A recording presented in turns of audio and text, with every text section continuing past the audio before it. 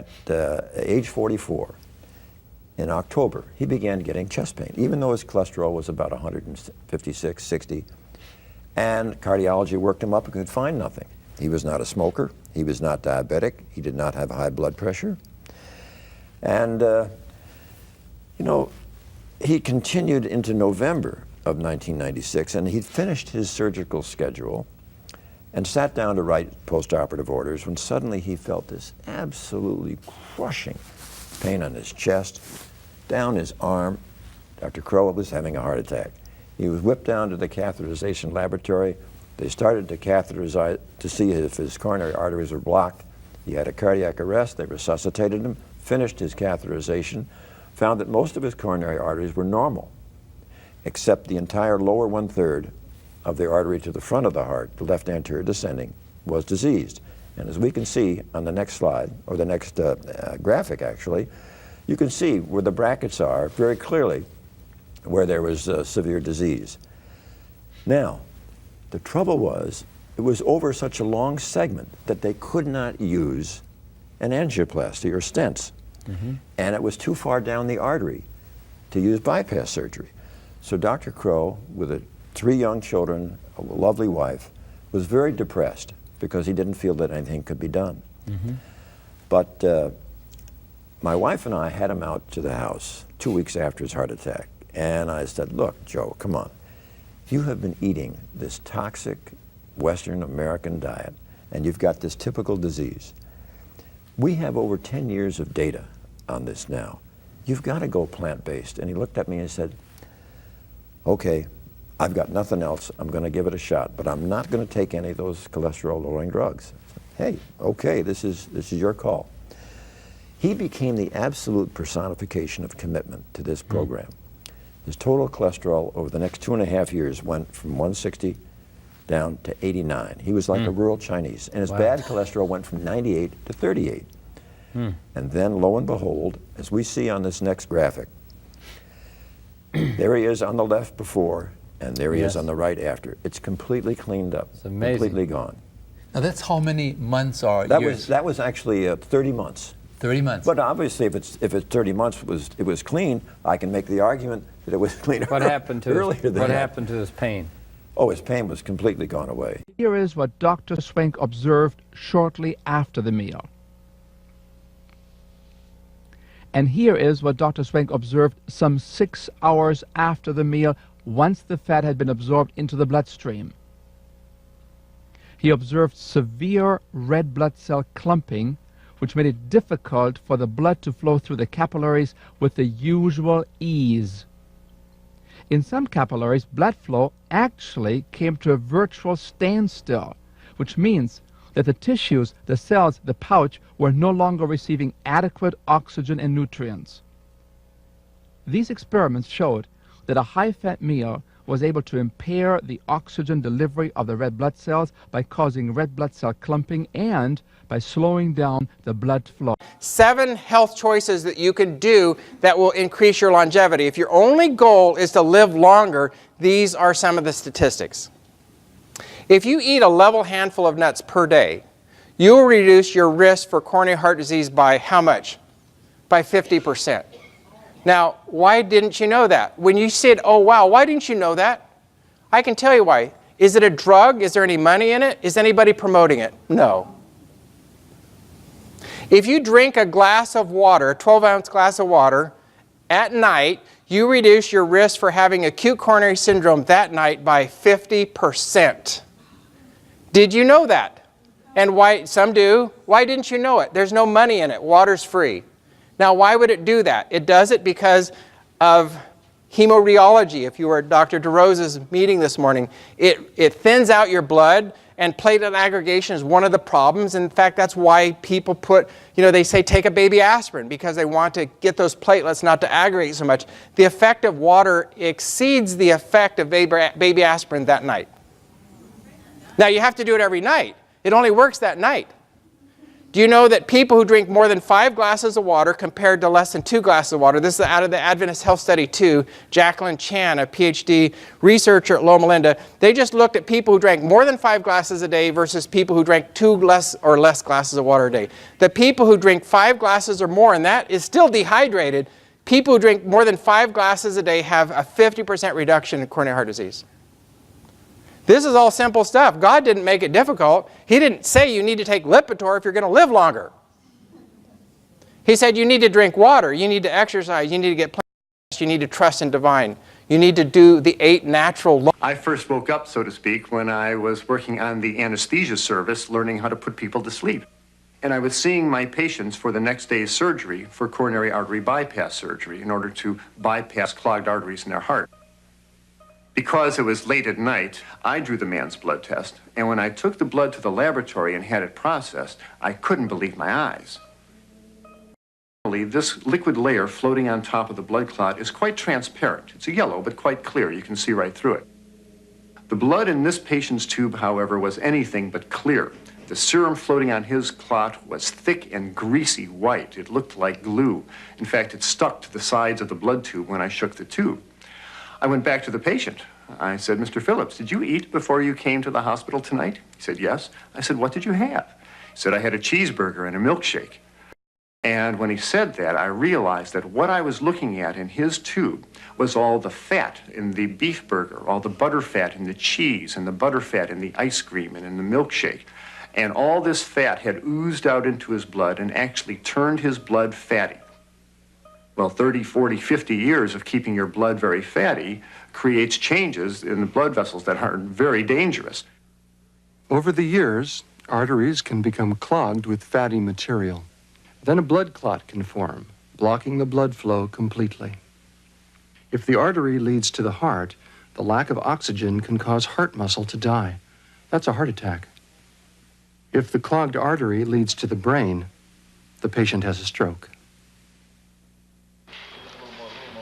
The next morning, we took Mr. Phillips to the operating room, and I put him to sleep, and the surgeon opened up his chest. And from these arteries, he began pulling out yellow, greasy deposits of fatty material called atherosclerosis.